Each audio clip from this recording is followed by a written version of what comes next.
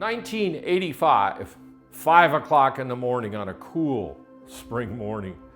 I was nursing a hangover, and I was doing that with a large coffee, a pack of cigarettes. I was parked in my truck on a street that teed into a cross street, and as luck would have it, my client's driveway was across the street from the T intersection. I was mad. I had spent the better part of last night in a bar self-talking myself on how I was being disrespected and how my business was being disrespected. You see, the client owed us $10,000.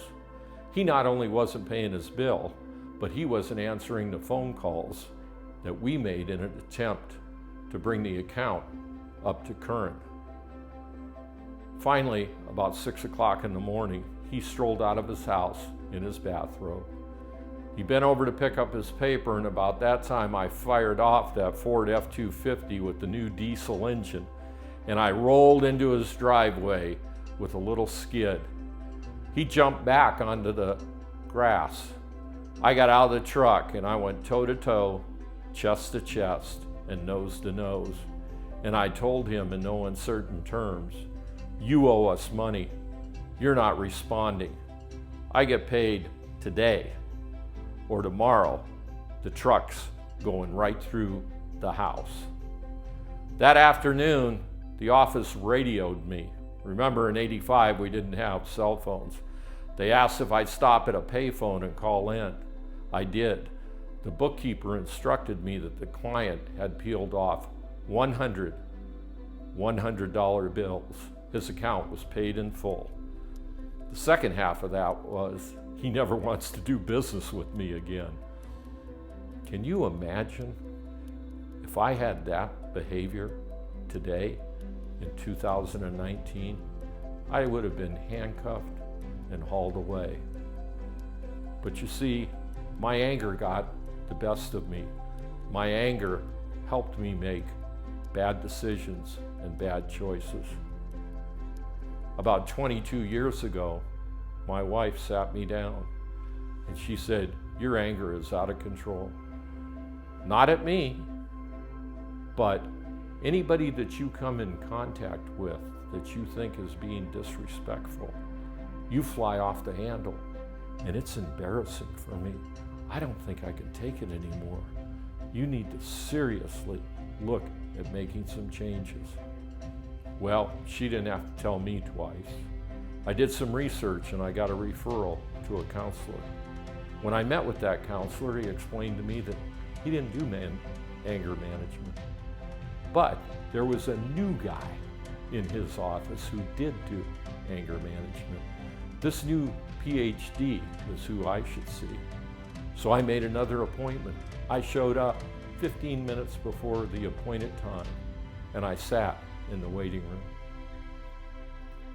And I sat. And I sat. Brian finally came out and got me about 50 minutes after the appointed time.